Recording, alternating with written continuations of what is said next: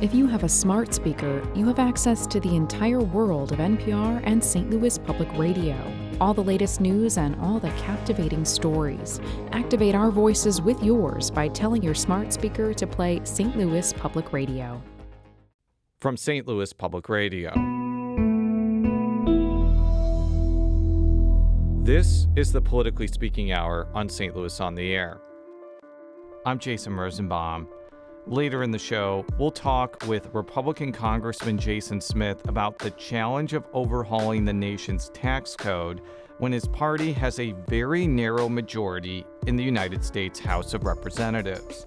But first, Cori Bush can claim plenty of firsts.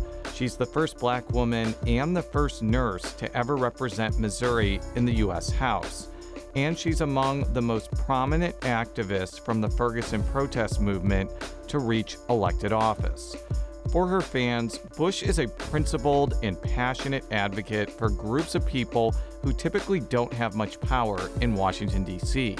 But Bush's foes have painted her as an extremist who takes unpopular positions at the expense of her constituents. In early January, Bush will leave her post as Congresswoman for Missouri's 1st Congressional District, which takes in all of the city of St. Louis and some of St. Louis County. She lost her re-election bid to St. Louis County Prosecutor Wesley Bell in one of the most expensive primary campaigns in American history. Bush's criticism of Israel fueled millions of dollars worth of ads, including from political action committees associated with the American Israel Public Affairs Committee, or AIPAC. Bush joins us from Washington, D.C. to discuss her time in Congress and her future. Congresswoman, welcome to the Politically Speaking Hour on St. Louis on the Air. Thanks for having me. You are leaving office in early January after an eventful 4 years in office. We're going to detail a lot of what happened during that time in a bit. But how are you feeling as you are set to become a private citizen again? Oh, I feel great because, before I ever entered Congress, I was doing the same work that I was able to do and to lead in Congress. So I'm just going back out, into the, as a private citizen, doing the same work, but with a lot more knowledge and a lot more connections. You were in a unique position when you were sworn into office in 2021. You had never served before, but I would not classify you as a political neophyte. You were an activist in Ferguson. You had run for office 2 times. We've talked before about your father being involved in St. Louis County politics. But you came into this job with some self-awareness of what it would be like. So 4 years later, did your congressional experience surprise you? And if so, how did it surprise you? Absolutely. So because before I ever entered Congress, I was already working on the issues that face the people of St. Louis every day, especially the regular everyday people, from housing insecurity, food insecurity, gun violence, reproductive justice, reproductive freedom. So just so many issues that we face, affordable education, and police accountability. So yes, I was not, a political neophyte walking in the door, but my 3rd day in office was the insurrection on the U.S. Capitol. So what I thought I was going to work on in Congress, thinking, I sat with my team and we had several conversations about legislation that we were going to roll out and the things that we wanted to prioritize. But with the insurrection happening, that changed so much. And so I had to reevaluate, how I was going to focus my time, especially initially. So that's how we ended up introducing our very first piece of legislation right there, barricaded in our office during the insurrection of probably about 8:00 p.m. That bill to investigate and expel any member of Congress who participated in or had any connections to the insurrection on the Capitol. So it was what I thought I was going to work on was pretty much derailed. And so from there on, we decided we went into fight mode, which is absolutely what I'm used to, though. Now, the people that you wanted to expel from Congress, it didn't happen. And the people that voted to overturn the election remained in Congress, and they became your colleagues. And after 2023, some of these people, who include members of the Missouri delegation, you had to work with these folks. So how difficult was it to go from wanting to expel some of these folks to being forced to work with them over the last 4 years? I still want to expel them. They still, whoever was involved in the insurrection, based on the 14th Amendment, they should be expelled from Congress. They should not be able to represent and serve the people of those districts. So working with them, we worked together on the things that we could agree on, the things that we wanted, what I needed for St. Louis, and if they could help with that, or if they were a barrier to getting those things done, we dealt with that. But so for me, St. Louis always has to be my first priority and my focus. So that was the way that I was able to work with those folks, and we agreed to disagree. One thing that I am not and will never be is a fake person acting like all things are well and you are this awesome person so I can get things done. No, I'm very clear. Like, this is how you hurt the people of this country, but I need this for St. Louis, so let's get this done. I can't be phony. To me, and perhaps I'm looking at this a little bit myopically because I spent a lot of time in Ferguson after Michael Brown's death, and it was a big moment in my life as well as for you. But I think the biggest thing about your election was the first time someone from the Ferguson protest movement got elected to an office like the U.S. House of Representatives. And I'm curious, when you interacted with Republicans or even some Democrats who may have had negative perceptions of people who demonstrate against police killings, did they ever try to find common ground with you? Were they curious about your experiences in Ferguson? Or did they just sort of dismiss you out of hand because they already had hardened views of what happened in August 2020 or August 2014? So the door was open. Let me just say, Jason, because this is something that I didn't know, as I was running for this seat. The night that I won, my phone was ringing off the hook from members of Congress. And I was wondering, did my phone number go out in an email, a mass email? But Congress members started calling me from all over the country saying, congratulations, we're going to work together, and just, so for the next several months, I spent a lot of time talking to these people, having conversations one-on-one about my background, about the work that they had been championing in Congress, or whatever they were about to run for leadership positions. And we found common ground there. And some of them were like, I love what you have been doing. I might not have been able to be public about it, but I love your work. Let's see how we can work together. Or can you help me here? So it was totally different than what I thought entering Congress would be like. I thought that people would, not want to talk to me, that, it would take a while for people to warm up to me, that I would have to really talk about who I am and help people to understand that. That's not what happened at all. Did any Republicans call you after you won and ask you about your experiences and your life story, or was it just Democrats? That was just Democrats. Okay. That was just Democrats. But once I entered Congress, I had many conversations with Republicans, and there wasn't this like right now. It's really, really tense, and there is just a lot of division. But initially, that wasn't the case. My first couple of days, things were pretty smooth with Republicans. We had a lot of conversations. We had lunch together. We were trying to figure out, who are you? This is who I am. But once the insurrection happened, so much changed because it was like the lines were drawn. You are a prominent member of what's known as the Squad, and I characterize the Squad as a group of House members that were aligned with Vermont Senator Bernie Sanders. They often take more left-of-center views on policy than some Democrats, and they also tended to be the source of a lot of ire from Republicans, and they often were used as a foil even among some Democrats during campaigns. Did you see being part of this group as a badge of honor, or did you see it sometimes as a burden, depending on the situation? It could be both. Never. So as far as the burden, it the critiques, so all the criticism and the attacks, especially from the loud people that absolutely have no idea what they're talking about, but are just really, really loud. That's the part that, was the burden. It's like you're on television, you're on social media, you're spewing all of this misinformation about the Squad or about our work, and you are so wrong.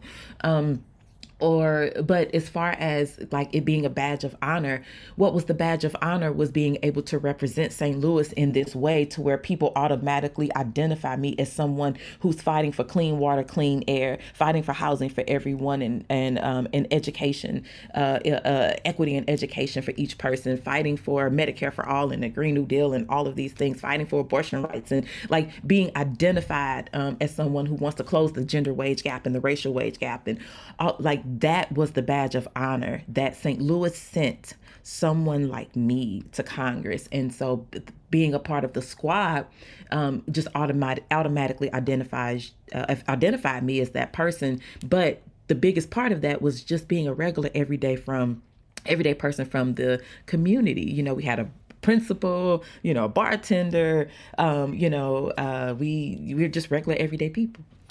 Now, I want to make it clear that you ended up voting for a lot of President Biden's agenda. You voted for the American Rescue Plan. You voted for the Inflation Reduction Act.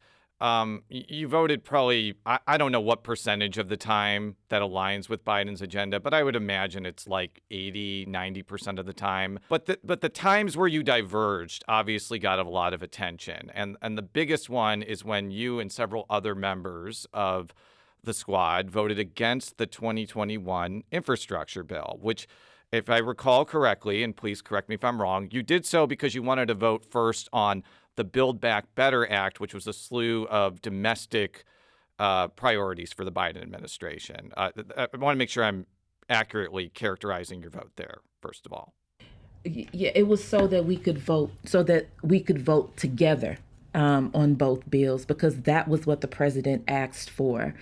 He asked that his bill, which was the Build Back Better Act, that bill be voted on at the same time as the infrastructure bill, because he wanted his full economic agenda for the country. And so we did everything we could to support that economic package. I mean, we pushed for raising the federal minimum wage, which we know hasn't been raised since 2009. We pushed for universal pre-K, affordable child care, was paid leave. It would have rehabilitated houses and built affordable housing, but these are homes that haven't been touched in over 30 years. It would have expanded Medicare, given a free school meals across Missouri. It was maternal health care, permanent expanded child tax credit. There was so much in this package. And President Biden said, I wrote this bill. He told me, push, don't let them let this bill drop. And so I did that. We knew that if we didn't push at that moment to secure these investments for the people of this country, that the time would not come back for us to do it again. And the only holdups to us getting these investments for the people who need it the most were Joe Manchin and Kristen Sinema. And I might add that Joe Manchin is no longer a Democrat. Kirsten Sinema is no longer a Democrat. Neither one of them will be coming back to the U.S. Senate for the 119th Congress. So we're talking about people who were not fighting for President Biden's agenda. We were the ones who were actually fighting for it. And I will say this also, Jason. Ron Klain, who was the president's chief of staff at the time, he went on record to say that we were actually the ones those that were pushing for Build Back Better, the ones that we might have voted no on the infrastructure package only because we were holding the leverage, we were holding the line for Build Back Better. He said we were actually the ones fighting for the president's agenda. But obviously, this was a vote that caused political blowback for you. And I know that, and let me put this in context. There were some trade unions that never supported you. They didn't support you in 2020, they didn't support you in 2022, and they didn't support you in 2024. So we need to put that context out there. There were other labor unions that supported you 100% of the way. But like, they probably saw that vote as a betrayal of their interests, given that the members of those trade unions probably would have benefited from the infrastructure bill. Like, what would you say to some voters in the first district who belonged to some of those unions who really wanted that bill passed that were still upset with your vote 3-4 years later? Yeah. So let me just say that it is a shame that those heads of those unions put out the lies to the people of St. Louis as well as their own members. And I'm saying that they were lies because I had a conversation right before that vote, literally outside of the floor.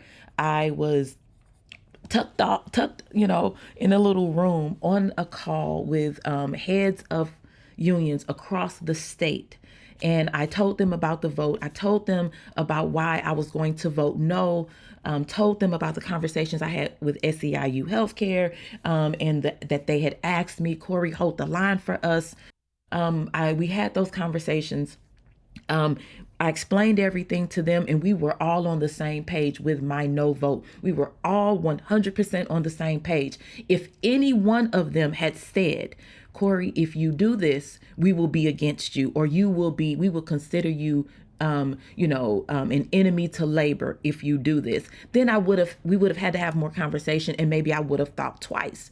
But not one person, not one head of any of the unions across this state spoke up and said that. And as a matter of fact, CBTU has come out very publicly. Lou Moy has come out very publicly and spoke about that meeting and said that it is egregious what has been put out about me is regarding that vote. So I walked into the vote with the full support of labor. It was after I made the vote, and I believe that they started to get phone calls, from higher ups probably, and then that's when they turned their backs on me. We need to take a quick break, but when we return, we'll continue our conversation with Congresswoman Cori Bush. This is the Politically Speaking Hour on St. Louis on the Air.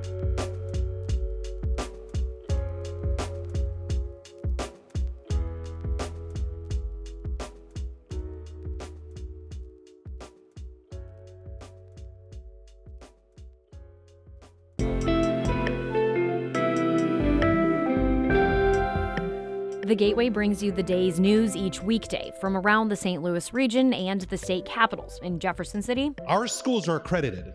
We don't need this bill. And Springfield. How many more years must pass before lawmakers see time is of the essence? I'm Abby Larico. Join me each weekday for The Gateway on the STLPR app or wherever you get podcasts.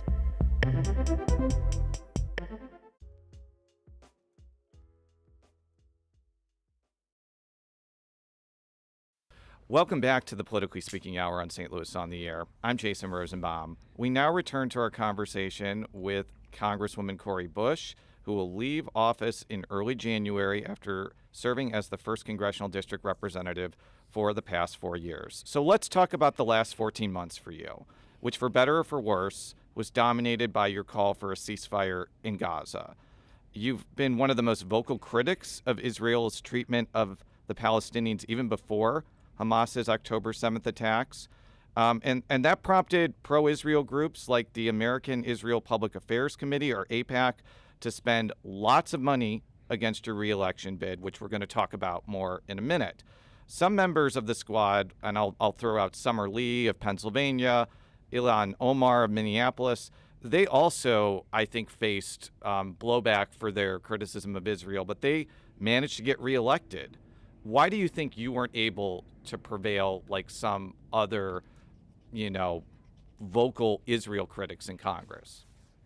Well, first of all, the difference is that AIPAC chose to spend money against me. AIPAC did not spend money against those other members of Congress. They focused on two, and that being myself and Jamal Bowman. The one of the reasons why they made the decision, because there were conversations, that we're not going to go after everyone. There were negotiations made. Who are we going to go after? And the decision was, definitely target Cori Bush. And the reason why I was the other person with Jamal Bowman was because this goes back to the eviction moratorium, where in end of July, early August 2021, where I decided to camp out on the steps of the U.S. Capitol, and it took 4 nights and 5 days for us to move the president to extend the eviction moratorium. To make sure that 11 million people across this country were safe from evictions during the deadly global pandemic. So there were big real estate was very upset that the president extended that eviction moratorium. They fought him for days, asking him not to do so. And so once he did it, they put a target on my back, and they just decided that they would do whatever they could to try to get me out of office. So they were working alongside with AIPAC and some other groups, the crypto industry, to unseat me. So it wasn't this was an effort because there were other groups that wanted me gone. With the Republicans, my primary was funded mostly by Republicans. And so you have to ask yourself, why did the Republicans spend so much money to oust a Democrat in a heavily Democratic district? It is because they wanted one of the people who was the most vocal and most outspoken against Donald Trump and his agenda, who called him out and called out his administration so freely and so often and so unapologetically. The person who is pushing for the Equal Rights Amendment. I am the very first Black woman in the history of the Equal Rights Amendment, 101 years now, to ever sponsor the legislation. As well as I am the co-founder and the co-chair of the Equal Rights Amendment Caucus. There had never been a caucus for this work before. So enshrining gender equality in the Constitution, they don't want that. They don't want to see abortion rights in the Constitution. They don't want to see LGBTQ rights. They don't want this policy, this investment in in this way. And so because I'm the most vocal, they wanted to get me out. Yeah, and maybe I'm looking at this very cynically, but why would it be a surprise a group like AIPAC would target somebody who is critical of the current Israeli government? You mentioned crypto. If I were in Congress right now and I said how I feel about crypto, which I feel it's a glorified pyramid scheme that kind of, targets people who don't have financial literacy, crypto would probably spend $30 million against me because they wouldn't want me.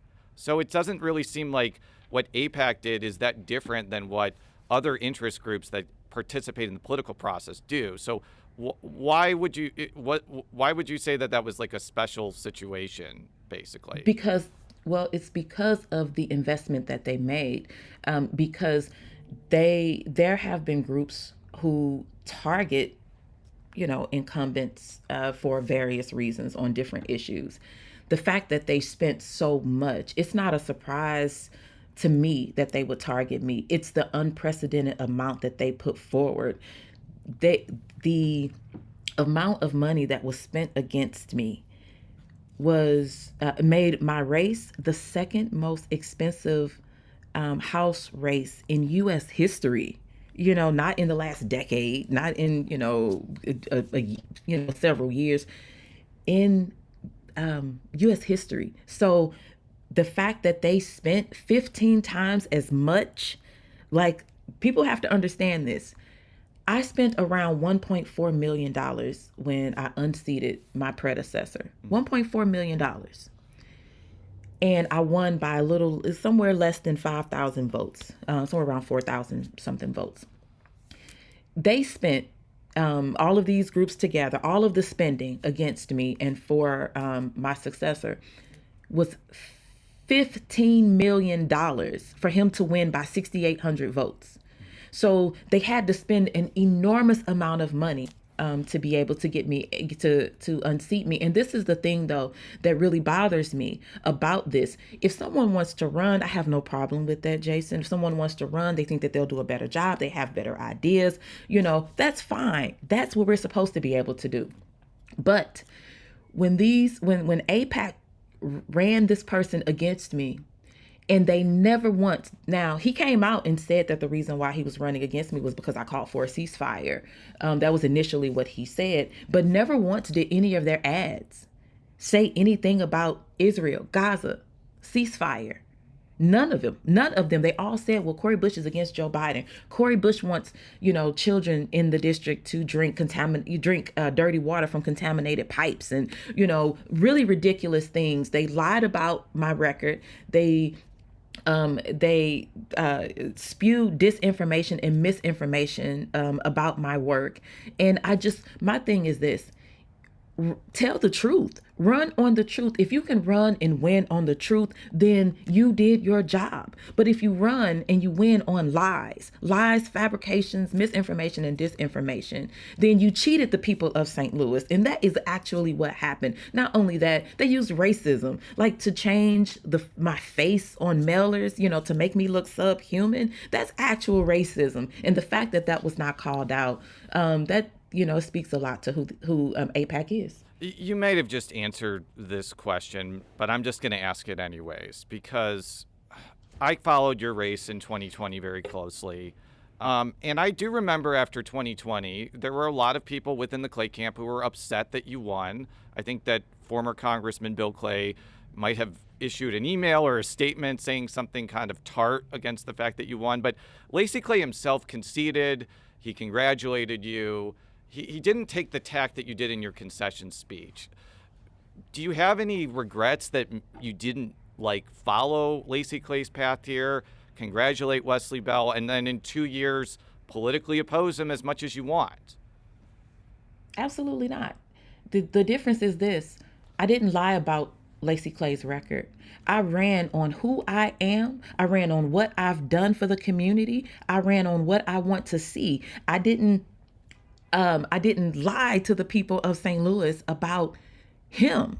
And so I ran on the truth, and I ran on me. I didn't go around slandering his name, slandering his family. I didn't do that.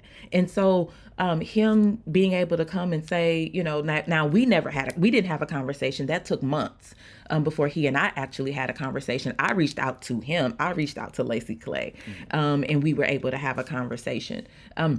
But so that is the difference here. But for someone who told me, someone who I thought was a friend, who told me that they weren't actually running against me, who I called and said, hey, I'm seeing all of this saying you're running against me, when you said you're running against Josh Hawley, who you called the biggest threat to America.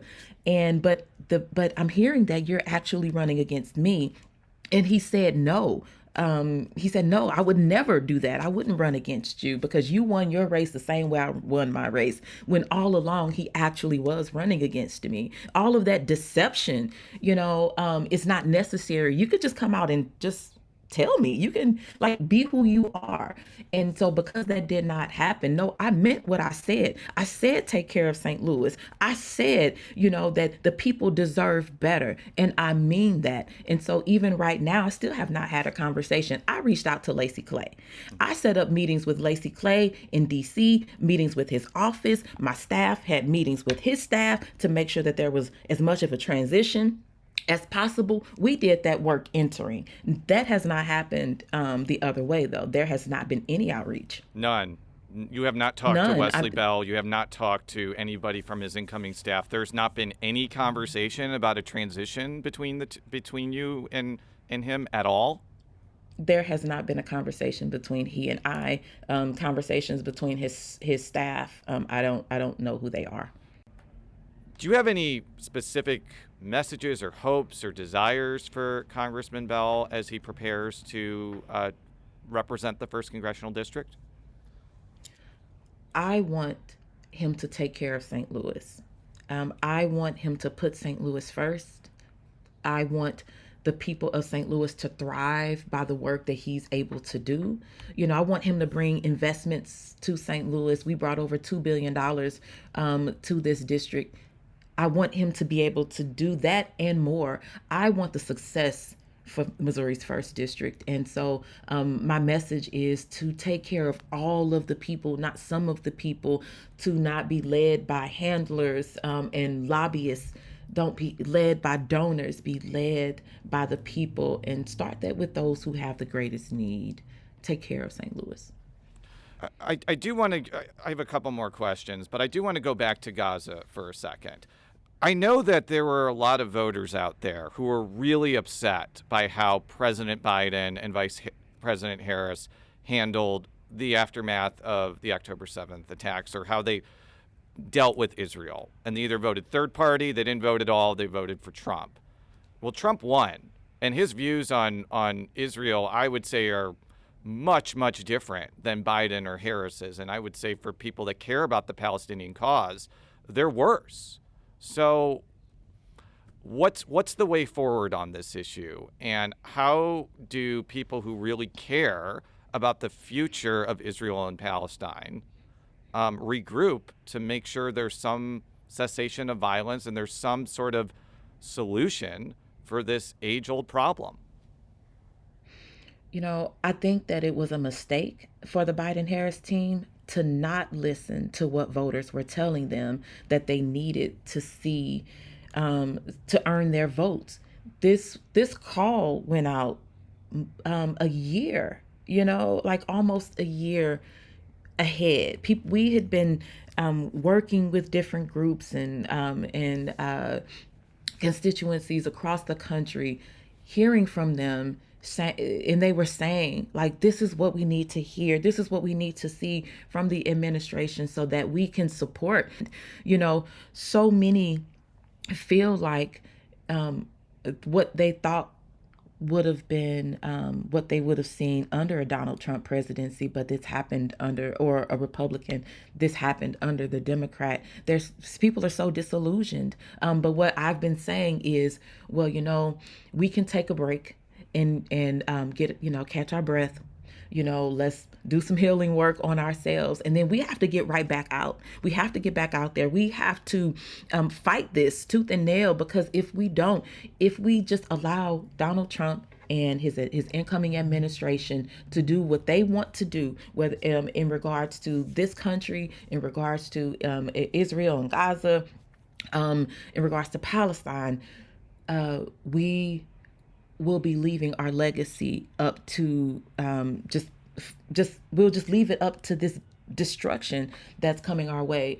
In your farewell address, you said your time in Congress may be coming to an end for now, and then you repeated the words "for now," and that caught my attention.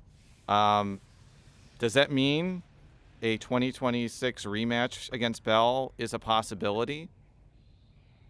What it means is that I don't do anything based on ego or just a desire to, be somebody or do something. Every decision that I make is based on my purpose. So whatever purpose calls for at that moment, that's what I'm going to do. So will I ever run for office again? Probably so, but I can't say absolutely. Will I ever run for Congress again? I don't know. Right now, my focus is on how we continue to do this work to mitigate the harm that's going to come from a Donald Trump presidency. So that's my focus right now, plus spending time with my family and my wonderful husband. So that is what I'm looking at. But I won't stop doing the work. And the one thing that I've said over and over again is people have to, think about was I more dangerous inside of Congress or outside of it? Now that I was on the outside and I went inside and I obtained some knowledge that I didn't have before, and now I'm taking that knowledge back outside. So was it better to have me there with those strings, or for me to be outside with those strings cut?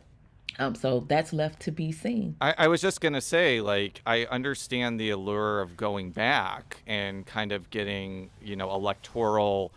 I was going to say retribution is not the right word, but like redemption. But it also seems like it might be kind of educational for the country if you, like, I don't know, started the Cori Bush podcast and talked about all your experiences in Congress and activism. Maybe that would be more powerful than you just being one of 435. What do you think about that? I think that there are so many possibilities, and everything, pretty much is on the table right now. Nothing is off the table. So I one thing that I can say is that I'm not going away. And so all of the issue areas that I've been working on for so many years, many of them for 10 years and over 10 years now, I'm going to keep doing that work. So I'm free to go harder. I'm free to go longer, but I'm not going away. And so I will be able to push from the outside. I will be able to support my colleagues and their work that's happening on the inside by pushing from the outside. And if one day it's time for me, if that ever happens, to run again and go back, then I will absolutely do that. And you don't have a job lined up yet. You're going to like spend some time decompressing after January 3rd. That's sort of I'm reading between the lines of your answer, but I wanted to just make sure to close that loop before I let you go.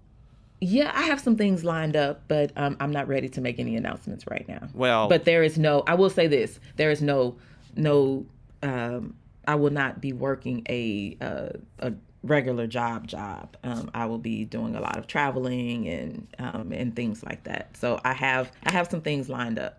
Well, as I decide what's going to happen over the next couple of years, 2 to 4 years. Well, I'm sorry I couldn't trick you into telling me what that is now, but we'll leave it at that. Congresswoman Cori Bush represents part of St. Louis County and all of the city of St. Louis in Congress up until January 3rd. She was elected in 2020, reelected in 2022. And Congresswoman, thank you so much for your time. Thank you for having me. When we come back, we'll talk with Missouri Congressman Jason Smith about how Republicans in the U.S. House of Representatives plan to expand or extend tax cuts when that chamber will be closely divided in 2025. This is the Politically Speaking Hour on St. Louis on the Air.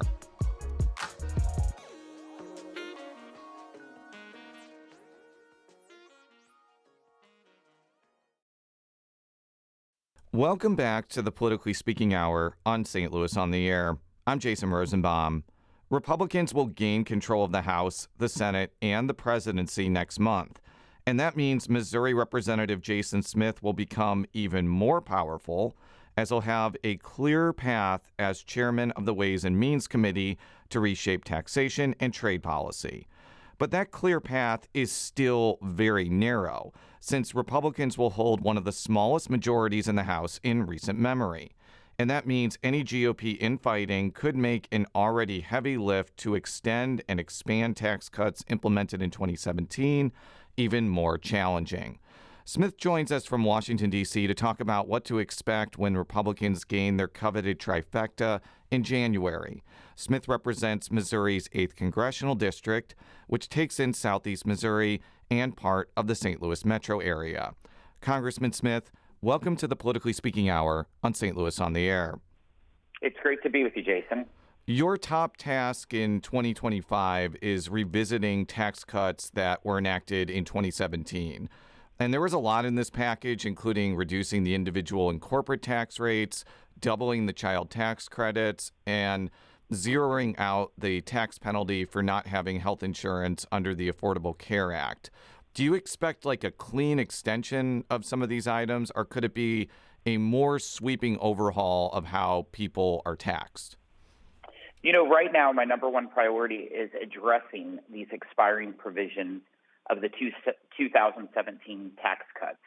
If Congress does not act by the end of next year, every American will face a $4.6 trillion tax increase. As you said, the child tax credit will affect 40 million Americans. It gets slashed in half from $2,000 to $1,000. The guaranteed deduction which the majority of Americans, in fact, 91%, 188 million, use to file their taxes, that gets cut in half, and then every individual rate goes up, just to name a few of those provisions. So since April, Jason, I set up 10 different tax teams within the Ways and Means Committee that has traveled to over 20 different states, meeting with stakeholders, doing site visits, listening sessions, to look at all the expiring provisions of the Tax Cut and Jobs Act, but also all provisions of the tax code, because this is a once in a generational time to be looking at the tax in a comprehensive way. So we've been doing a lot of work, but we're ready whenever this next Congress takes an effect to move forward. It seems from your answer that it's going to be a combination of extending the 2017 tax cuts, but possibly adding new things. Is that a fair assessment? Absolutely. And some of the things that was in the 2017 Trump tax cuts, we're going to be looking at how can we modify to have the biggest bang for the buck. And so it's looking at what's expiring that worked. How should some things be modified? Should they just be extended? But there's also a lot of other tax provisions that we're looking at. For example, no tax on tips was something that President Trump campaigned on. It was also it's also in the Republican Party platform that was put in there in July at the National Convention. So that's a huge priority. He also campaigned on tax and Social Security benefits, overtime pay, lower tax rates for companies that do their manufacturing in the United States. So we're looking at every aspect of the code to figure out what is the most pro-growth tax legislation, economic package that we can move forward that helps working families, small businesses, and farmers, which that is my focus. Let's stay on no taxes on tips. I've heard some people who are critical of that idea that if the proposal is not crafted in a tight way, it could incentivize high-wage workers like attorneys or accountants to ask for payments in forms of tips, and it could just be essentially a massive tax evasion scheme instead of helping people that work at diners or restaurants. What do you make of that argument, basically? The devil's clearly in the details in any legislation or any policy that you implement. We've been looking and analyzing different definitions of tip workers. And in this legislation, it's going to have to be specific in regards to making sure it prevents people, that are abusing the system and changing it. We're looking at helping the true working class Americans who are waiting tables, who are cutting your hair, who are taking your luggage up at the hotel. I mean, all true tip employees, the definitions are going to have to be clear, and we're working on that right now. You mentioned the child tax credit. One of your colleagues from the Missouri delegation, Senator Josh Hawley, recently talked about his desire to raise the child tax credit from $2,000 a child to $5,000 a child. And I know that Vice President-elect J.D. Vance has also expressed interest in boosting the child tax credit as well. But as you know, because we talked about this subject earlier this year, even modest increases to the child tax credit often engender opposition within your own caucus. So how realistic is it to get a substantial boost in this incentive? So I'm a huge advocate of the child tax credit. It's something that I fought for in 2017 in the original Trump tax cuts to double the child tax credit from $1,000 to $2,000, which is the highest at that time. But I like to remind my colleagues, the Republican Party in 1996 are the ones who created the child tax credit. You need to embrace this. This is a very important provision for working families. And the debate that's going on right now is how much to raise it or to raise it. I don't know what that number is going to be, but just think about this. The child tax credit was $2,000 in 2017. and it was not indexed for inflation. If you just indexed it for inflation over the last 7 years, it should be over $2,500 just because of inflation. So these are things Congress is going to have to work at. Is $2,500 appropriate? Is $5,000 appropriate? And then we're going to have to find the balance. The child tax credit is a very expensive hit to the federal budget. It can cost several $100 billion per year. So it's something that we have to weigh and measure all the different possibilities. A big task of mine, Jason, is threading the needle to pass this legislation when you're looking at the smallest the smallest majority period of any party since pre-World War I. And so we got a little bit of a challenge before us, but I'm not afraid of any challenges. And that kind of gets me to my next question. Like, it's not out of the realm of possibility that when whatever this package comes to the floor, because of the narrow majority, like 3 to 5 members of your caucus could stand up and say, we're not going to pass this because the SALT deduction isn't what we like, or we want a bigger child tax credit, or I don't know, we want to eliminate all taxes on crypto or something like that. How is that going to make it challenging to actually get something done, given that members of your own caucus could have tremendous amount of leverage over the final product? If you look at on January 3rd, when the new Congress takes in effect, it will be 219 to 215. And then you will see a resignation of Michael Waltz on January 20th when President Trump is sworn in, because he's going to be his national security advisor. That will bring us down to 218. You have Elise Stefanik, who is in the process of being confirmed to be the UN ambassador. When she is confirmed, it'll be a 217-seat majority to 215. So you can't even lose one if you do it solely by Republicans. So it will be a very significant challenge in balancing that. The issues that you brought up, SALT, even crypto, but also debt and deficits are going to be part of it. It's one of the reasons why I've been advocating for a comprehensive bill, because you need buy-in from everyone in order to move this package. But I also expect that the tax package that I'm going to be fighting for and pushing for and crafting, because all tax policy has to originate in the committee that I'm chairman of, I'm going to make sure it is tax policy that delivers for working families, small businesses, and farmers. Those are my bosses in Southeast and South Central Missouri, and that's what I want to deliver on. And I think some Democrats might actually vote for it. My last question for you. I know that you're a member of the House and you do not have a say in who the president's cabinet is, but you do have jurisdiction over the IRS, and the president has nominated one of your former Missouri colleagues, Billy Long, to lead that agency. Having interacted with him throughout 2022, I think that his bumbly country persona is kind of an act. He's actually a very sharp person and a very intelligent person, but I think he is facing a little bit of pushback. Is he really qualified to lead this agency? There's questions about a tax credit that he has been kind of, promoting in his out of office years. How do you think that he will handle running such a major agency if he's confirmed? And do you think that you can have a good working relationship given your time with him? So let me just say, in the last 24 hours, I've met with him here in my office and talking about a lot of my concerns that I have at the IRS.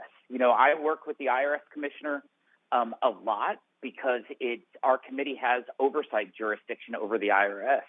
And I was highlighting numerous areas that I think that the incoming administration, when he's commissioner, what they need to look at. I think Billy Long is a perfect choice.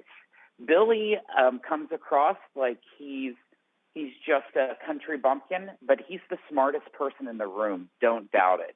He can just tie people up because of his intelligence, and there's not too many people that's paid more taxes than him. He's been quite a successful businessman before he was ever elected to Congress. And when you serve in Congress for 10 years, like what Billy did, you know the IRS pretty well. You work with it.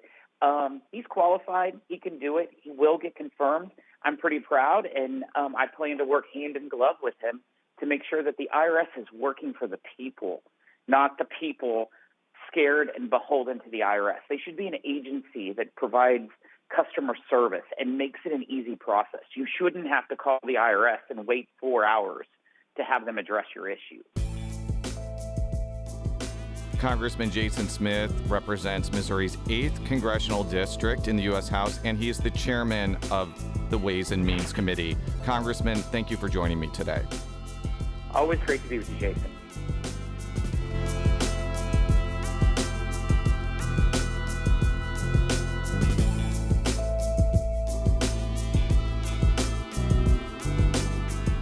The Politically Speaking Hour on St. Louis on the Air is produced by Jason Rosenbaum, Alex Hoyer, Emily Woodbury, Danny Wysentowski, Maya Norfleet, and Elaine Cha. Audio engineering and sound design by Aaron Dorr. The politics editor is Fred Ehrlich, and our production intern is Roche Hemmings. St. Louis on the Air is a production of St. Louis Public Radio.